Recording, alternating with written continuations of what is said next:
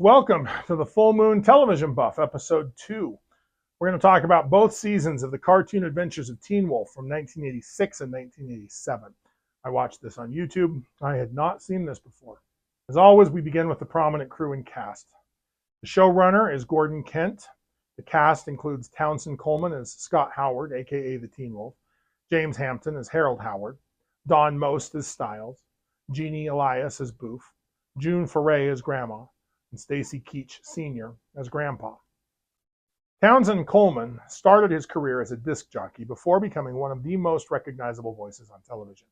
He's done a ton of cartoons, plus doing promo voiceovers for NBC and ABC. I discussed James Hampton when I reviewed the original Teen Wolf. Don Most is most famous for playing Ralph Malph on Happy Days from 1974 to 1983. I was surprised to find that he voiced Eric the Cavalier on the Dungeons & Dragons cartoon television show. Even though Jeannie Elias has 191 credits listed at IMDb, I could find nothing about her. One joy of this project is uncovering legends previously unknown to me. This time, I discovered June Foray. June's career began early. At just 12, she was already mimicking elderly women's voices. By 15, she had relocated to Los Angeles and was writing and voicing her own radio program, Lady Make Believe. Dubbed a voice magician, June worked extensively in radio from the 30s through the 50s. In the 40s, she transitioned to cartoon voice work and dubbing. During this period, she and many colleagues recorded numerous children's and adult albums for Capitol Records. Her repertoire of characters was vast, spanning from young girls to middle-aged women, elderly ladies, aristocrats, and witches. June's career skyrocketed when Walt Disney recruited her to voice Lucifer the Cat in Cinderella in 1950. Her relationship with Disney continued well into the 21st century. Warner Brothers hired her to succeed Bea Benaderet in their Looney Tunes and Merry Melodies cartoons. While her most recognizable Warner's voice was likely Granny in the Tweety and the Sylvester series, Mel Blanc's contract stipulated exclusive voice credit, leaving June uncredited. In 1957, Jay Ward signed June to voice two of what would be her most iconic characters, Rocky the Flying Squirrel and Natasha Fatale in The Adventures of Rocky and Bullwinkle and Friends, which premiered in 1959. Ward utilized June for nearly all his female voices, including Nell Fenwick in Dudley Do Right. June's career diversified further in the 60s and 70s when she began dubbing for full-length live-action films. Ward and Bill Scott also employed her to dub dialogue for silent films in their non-animated series Fractured Flickers in 1963. In the early 70s, June even ventured into puppetry. While she made occasional on-camera appearances, primarily on talk shows, game shows, and documentaries, June quipped that she preferred voice work because she could earn more money in less time. June Foray passed away in 2017 at the remarkable age of 99, leaving behind an incredible legacy in voice acting. Stacy Keach Sr. spent most of his early career playing cowboys in film and television westerns. He's probably best known for his role as Carlson on the NBC sitcom Get Smart. Keach's son, Stacy Keach Jr., enjoyed an acting career with far greater name recognition than his father's. The younger Keach is perhaps best known for starring in the title role of the Mike Hammer television series in the 80s and 90s. Senior Keach's last acting role was with his son on Mike Hammer. The Teen Wolf cartoon started out fairly basic. It was fine, but it gets better the longer it runs. I do recommend it. I've been humming the theme song for a month now. There are some minor tweaks to the movie setup. Scott Howardson now lives in Wolverton, not Beacontown. Scott and his dad are back, as are best friends Boof, capitalism's poster child, Styles, Big Bone Chubby, aloof and attractive infatuation interest Pam, and perpetually angry Nick. Scott's family expanded by adding a younger sister, Loopy, Grandpa, and Grandma. For all we know, they were there in the movie, we just didn't see them. There's still no mention of Mom, ever. The family are all werewolves. Well, Loopy hasn't hit puberty yet, so she doesn't transform, but she is looking forward to it. Scott still works with his dad at Howard's Hardware. Basketball is not an element of this show at all, even though it's a big part of the film. But Scott does play football a bit. This reminded me a little of Full Moon High. The biggest change between the film and the show is that the Howard family condition is a secret again, and Scott wants nothing more than to keep it that way. Styles and Boof know Scott's secret. Here we recap. Season 1, Episode 1, Teen Wolf's Family Secret. In this pilot episode, Scott's grandma digs up the family photo album. Scott comes from a long line of werewolves. Scott runs into Pam on the way home from school, and Mick, Pam's jealous boyfriend, threatens Scott. Scott's family album is swapped with Pam's high school yearbook.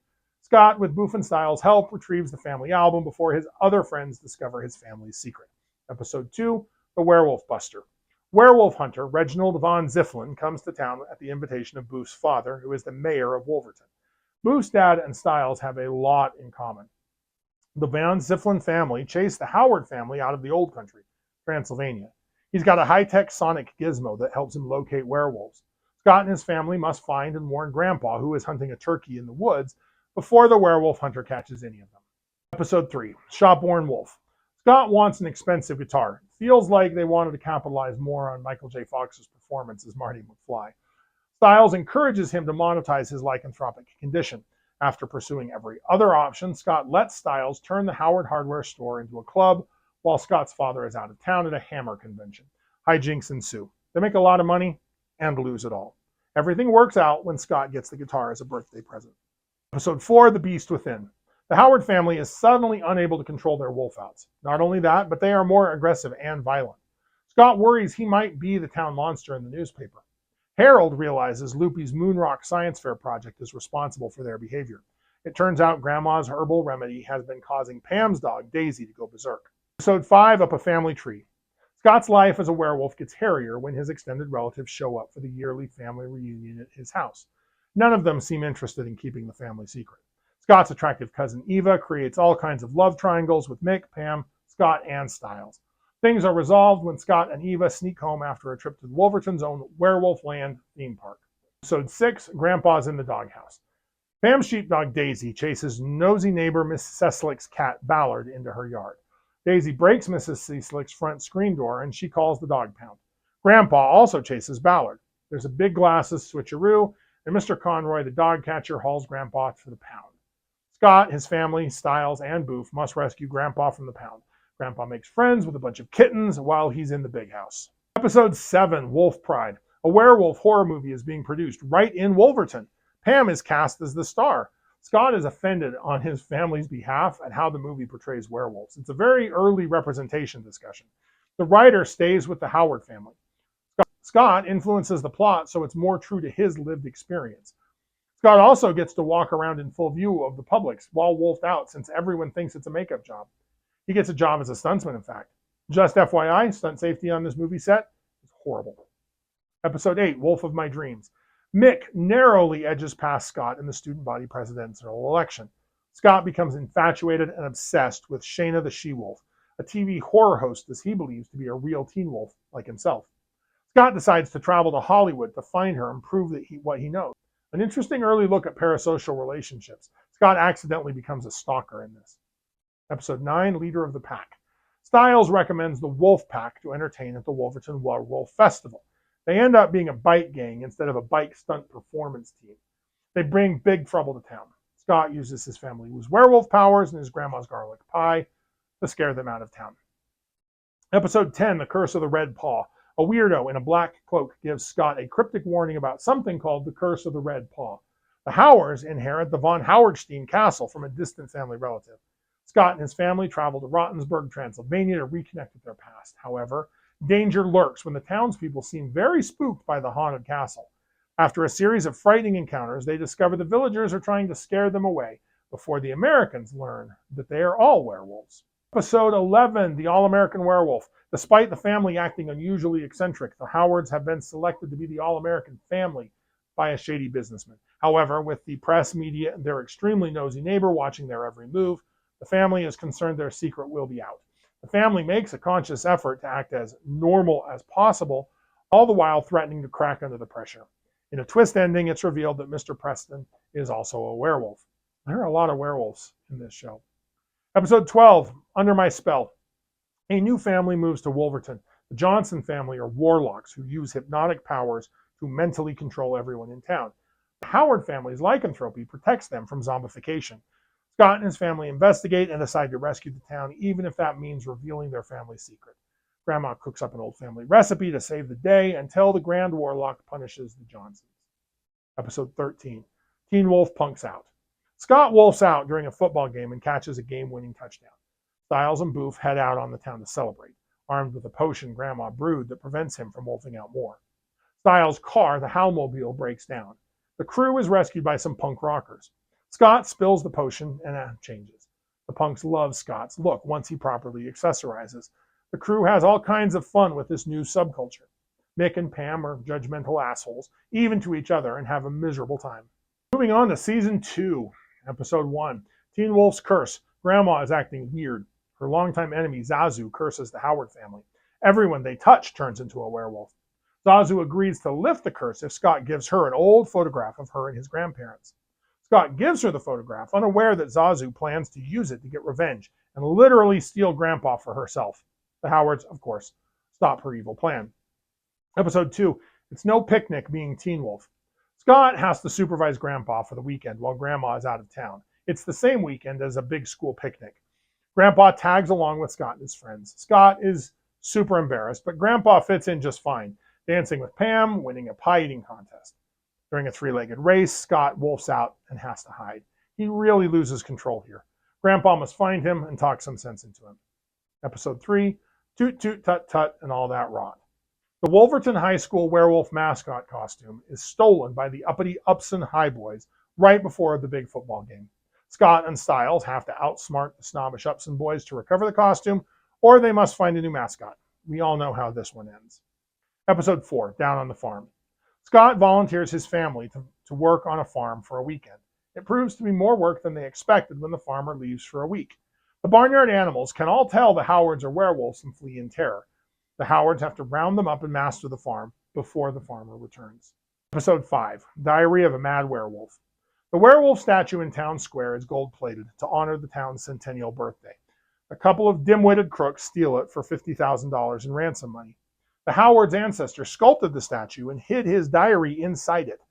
They're concerned the diary will fall into the wrong hands and that their secret will be exposed. Styles proposes Scott use his werewolf powers to track down the thieves and protect the secret, and collect the $300 reward.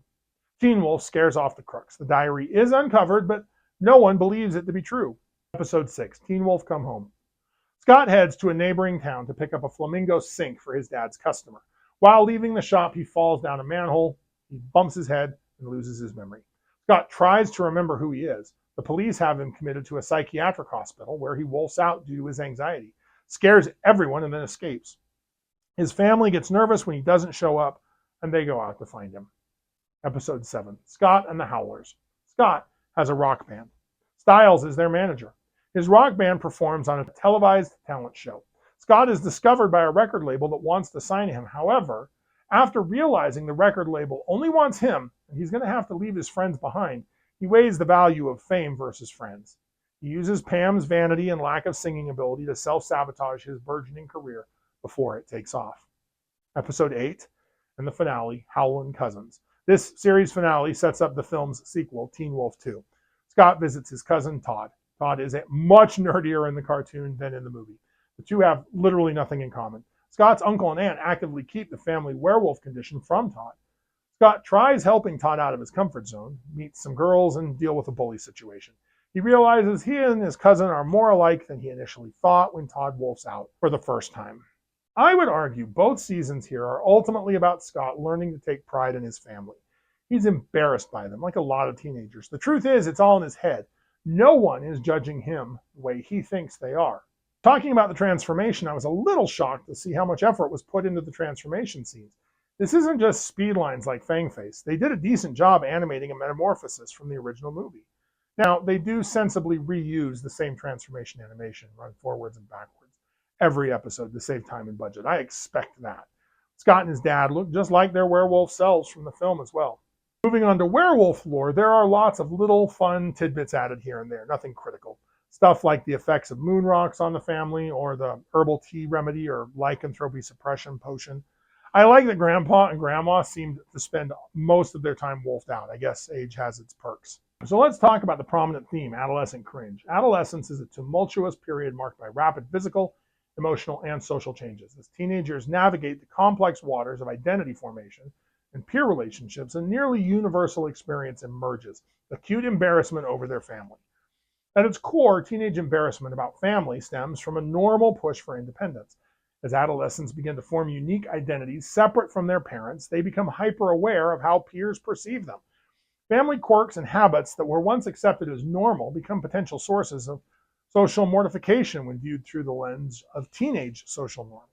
Parents, once sources of wisdom and comfort, may transform overnight into walking, talking embodiments of potential humiliation in the eyes of their teenage children. This embarrassment often manifests in peculiar ways.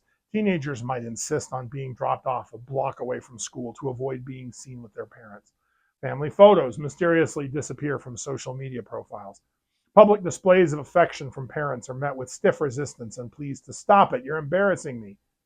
These behaviors, while sometimes hurtful to parents, are normal parts of the separation individuation process that adolescents undergo.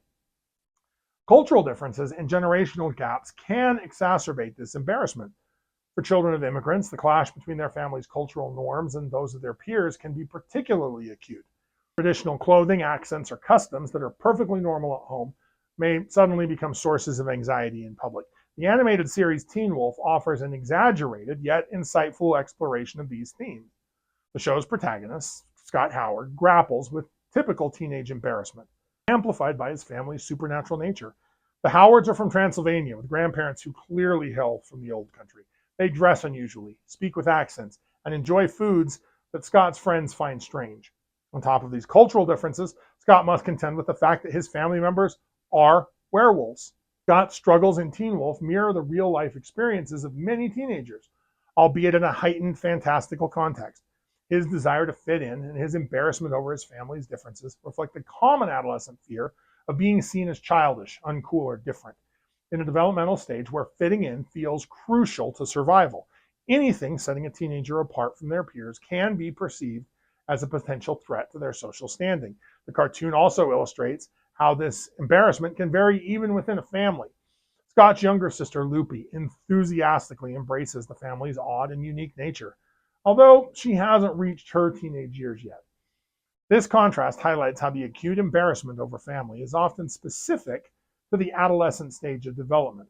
It's important to note this phase is usually temporary. As teenagers mature and become secure in their own identities, the acute embarrassment tends to fade.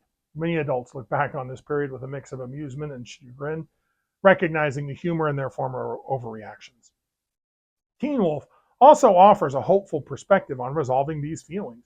As the series progresses, Scott grows more comfortable with his family and their condition. A significant part of this growth comes from the connection with others outside his immediate and extended family, fellow outsiders who help him see the value in being unique. Some, like the villagers in the Curse of the Red Paw episode, are werewolves like himself.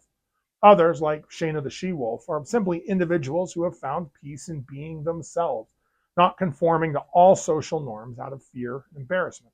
I want to talk about one of my favorite episodes of the series, which is Wolf Pride, where Scott expresses frustration with the portrayal of werewolves in movies. Scott wishes cinematic werewolves acted more like him and less like mindless killers. While werewolves are fictional, Scott's desire for accurate on-screen representation exemplifies a broader, important concept in media. Cinema has the power to shape perceptions, challenge stereotypes, and influence cultural narratives. There is a demand for authentic representation in films, reflecting diverse human experiences and identities. This goes far beyond simply including characters from different backgrounds. It involves portraying them with depth, nuance, and agency. When done well, representation can validate groups' experiences, foster empathy among viewers, and inspire those who rarely see themselves on the screen.